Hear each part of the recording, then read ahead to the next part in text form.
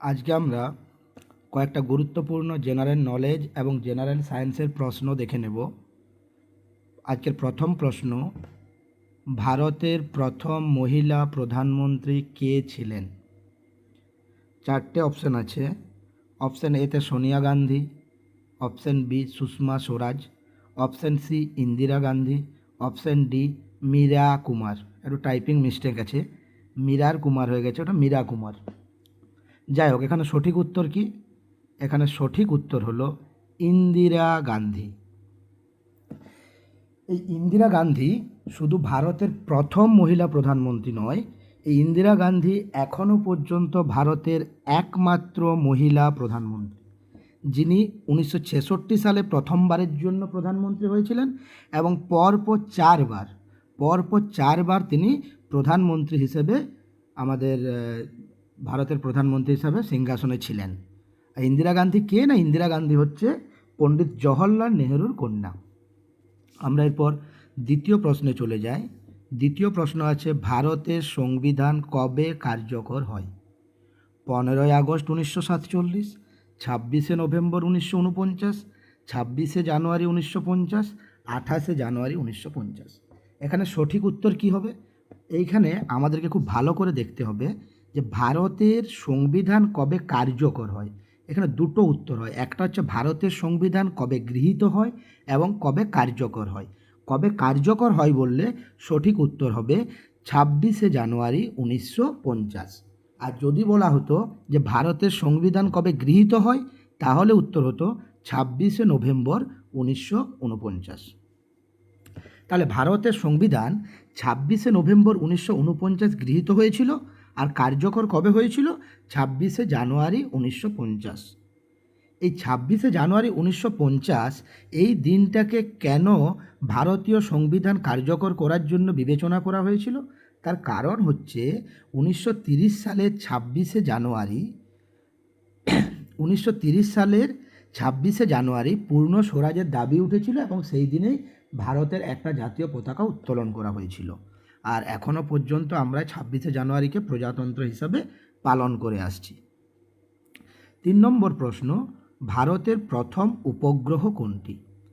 ইনস্টা-1A, ভাস্করা, আর্যভট্ট এবং রোহিণী। ভারতের প্রথম উপগ্রহ মানে হচ্ছে ভারতের তৈরি প্রথম কৃত্রিম উপগ্রহ। তাহলে এখানে সঠিক উত্তর কি হয়ে যাবে? আর্যভট্ট। এই আর্যভট্ট 1975 সালের 19শে এপ্রিল 1975 সালের 19শে এপ্রিল এটা মহাকাশে পাঠানো হয় এবং এটিই ছিল ভারতীয় বিজ্ঞান এবং মহাকাশ প্রযুক্তির সবচেয়ে বড় প্রথম সাফল্য। ঠিক আছে, এরপর আমরা পরের প্রশ্ন দেখে নিই। পরের প্রশ্ন হচ্ছে, অপারেশন ফ্লাড নিচের কোনটির সঙ্গে যুক্ত? অপারেশন ফ্লাড নিচের কোনটির সঙ্গে যুক্ত?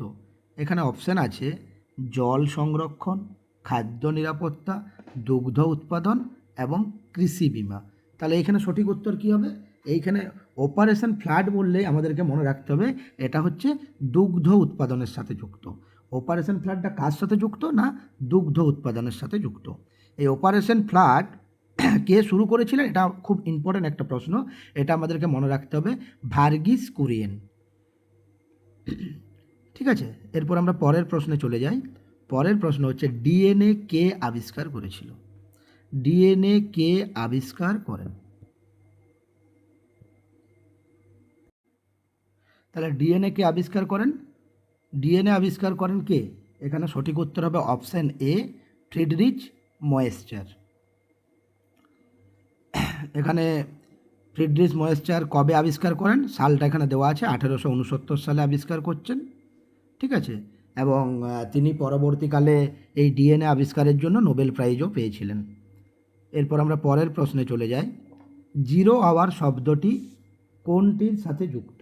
জিরো আওয়ার শব্দটি কোনটির সাথে যুক্ত? সেনাবাহিনী, লোকসভা, সুপ্রিম কোর্ট এবং নির্বাচন কমিশন। 4টি অপশান আছে, এই 4টি অপশানের মধ্যে সঠিক উত্তর কি? সঠিক উত্তর হলো option B, Lok Sabha. Zero hour শব্দটা লোকসভার সাথে যুক্ত। আমরা এখানে অতিরিক্ত একটু দেখে নিতে পারি যে এই জিরো আওয়ারটা লোকসভার কোন টাইমটাকে জিরো আওয়ার বলা হয়।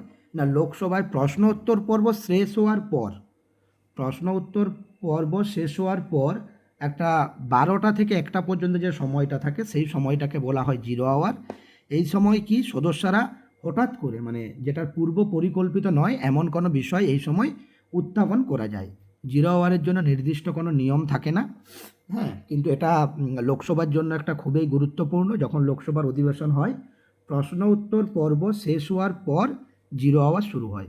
তাহলে জিরো আওয়ার থেকে মেন যে প্রশ্নগুলো আসে সেটা হচ্ছে জিরো আওয়ার কিসের সাথে যুক্ত, সেটা হয়ে গেল লোকসভা। জিরো আওয়ার কখন হয়? প্রশ্নোত্তর পর্বের ঠিক পরে, প্রশ্ন উত্তর পর্বের ঠিক পরে। আর জিরো আওয়ারে কি করা হয় না আগে থেকে পরিকল্পিত নয় এইরকম কোনো বিষয় এটা উত্থাপন করা যায়। আর মোটামুটি কোন টাইমে হয় না 12টা থেকে 1টা, এগুলো আমাদেরকে মনে রাখতে হবে। পরবর্তী প্রশ্ন কি আছে দেখে নিই। ব্লু রেভুলেশন কিসের সঙ্গে সম্পর্কিত? এটা সবাই জানে। ব্লু রেভুলেশন কিসের সাথে সম্পর্কিত? কি উত্তর হবে? তথ্য প্রযুক্তি, কৃষি, মৎস্য চাষ না দুধ উৎপাদন? ব্লু রেভুলেশন বললেই ব্লু ব্লু হচ্ছে আমাদের এখানে মনে রাখতে হবে সমুদ্রের জলের রং ব্লু। তাহলে ব্লু রেভুলেশন মানে সেটা হয়ে যাবে মৎস্য চাষ। ব্লু রেভুলেশন মানে হয়ে যাচ্ছে মৎস্য চাষ। এইটা কখন হয় না 1970-এর দশকের দিকে এটা হয়। এইটা হচ্ছে ভারতের যাতে মাছ চাষের উন্নতি করে তার জন্য একটা রেগুলেশন। ঠিক আছে, এরপর আমরা পরের প্রশ্নে চলে যাই। নীতি আয়োগ কবে গঠিত হয়? এটা খুব গুরুত্বপূর্ণ একটা প্রশ্ন যে নীতি আয়োগ কবে গঠিত হয়। না নীতি আয়োগ গঠিত হয় 2014, 2015, 2016 না 2012? নীতি আয়োগ গঠিত হয় 2015 সালে। ঠিক আছে, নীতি আয়োগ কবে গঠিত হচ্ছে? 2015 সালে। এখানে নীতি আয়োগের ফুল ফর্ম আমাদেরকে জানতে হবে। নীতি আয়োগের ফুল ফর্ম হলো national institution for transforming India. দিলে নীতি আয়োগের ফুল ফর্ম কি হয়ে গেল? National institution for transforming India. ঠিক আছে, এটা তাহলে কবে শুরু হচ্ছে? 1 জানুয়ারি 2015। আমার প্রশ্নে শুধুমাত্র সালটা ছিল, কিন্তু অনেক সময় ডেটটাও থাকে, তাহলে আমাদেরকে মনে রাখতে হবে এটা শুরু হয় 1 জানুয়ারি 2015 সালে। আর যে জিনিসটা খুব ইম্পর্টেন্ট, এটা মাঝে মধ্যে কোশ্চেন থাকে যে প্ল্যানিং কমিশনকে রিপ্লেস কে করেছিল? না প্ল্যানিং কমিশনকে রিপ্লেস করেছে নীতি আয়োগ। বা নীতি আয়োগের আগে কি ছিল না সেটা হচ্ছে প্ল্যানিং কমিশন। প্ল্যানিং কমিশন যে কাজটা করতো সেটা 2015 সালের আগে পর্যন্ত প্ল্যানিং কমিশন যে কাজটা করতো 2015 সালের পরে সেটা নীতি আয়োগ করছে। তাহলে এখান থেকে এটা খুব গুরুত্বপূর্ণ কোশ্চেন যে প্ল্যানিং কমিশনকে কে রিপ্লেস করেছে? না নীতি আয়োগ। ঠিক আছে, আর নীতি আয়োগকে কি বলা হয়? সরকারের থিঙ্ক ট্যাঙ্ক বলা হয়। এটা বিগত বেশ কয়েকটা পরীক্ষাতে প্রশ্নটা আসছে যে নীতি আয়োগকে সরকারের মানে কাকে সরকারের থিঙ্ক ট্যাঙ্ক বলা হয়, সেটার উত্তর চলে আসছে নীতি আয়োগ। আমরা পরের প্রশ্নই চলে যাই। আর্টিকেল 370 কোন রাজ্যের সাথে যুক্ত? আসাম, পাঞ্জাব, জম্মু কাশ্মীর না লাদাখ?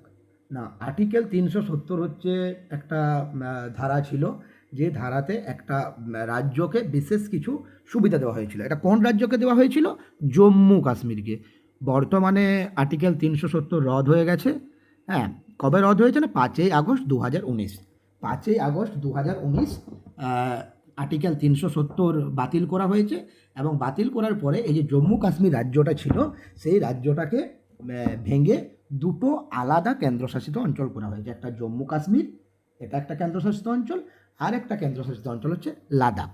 আগে লাদাখ জম্মু কাশ্মীরের অন্তর্গত ছিল এবং আগে জম্মু কাশ্মীর রাজ্য ছিল। এবং 370 ধারা অনুযায়ী জম্মু কাশ্মীরকে কিছু বিশেষ সুবিধা দেওয়া হয়েছিল। কিন্তু 5 আগস্ট 2019 আর্টিকেল 370কে বাতিল করা হয় এবং জম্মু কাশ্মীরকে ভেঙে নতুন দুটো কেন্দ্রশাসিত অঞ্চল তৈরি হয়। একটা হচ্ছে জম্মু কাশ্মীর আর একটা হচ্ছে লাদাখ। এটাও কিন্তু আমাদেরকে মনে রাখতে হবে। চলো এরপর পরের প্রশ্নে চলে যাই। ভারতের প্রথম রেল কোথা থেকে কোথায় চলে? এটা কিন্তু চাকরির পরীক্ষার জন্য খুবই একটা গুরুত্বপূর্ণ প্রশ্ন। ভারতের প্রথম রেল কোথা থেকে কোথায় চলে? অপশান এ মুম্বাই থেকে দিল্লি, অপশান বি হাওড়া থেকে হুগলি, অপশান সি মুম্বাই থেকে থানে এবং অপশান ডি দিল্লি থেকে আগ্রা। এখানে সঠিক উত্তর কী হবে? এখানে সঠিক উত্তর হবে মুম্বাই থেকে থানে। কবে চলেছিল? না 1853 সালে। এটা কিন্তু খুব ইম্পর্ট্যান্ট। ভারতের প্রথম রেল কবে চলেছিল? সালটা হচ্ছে 1853। যদি তারিখ বলে দেয় তাহলে 16 এপ্রিল। কোথা থেকে কোথায় সেটা অলরেডি আমরা বললাম, মুম্বাই থেকে থানে। রাস্তাটা কতটা?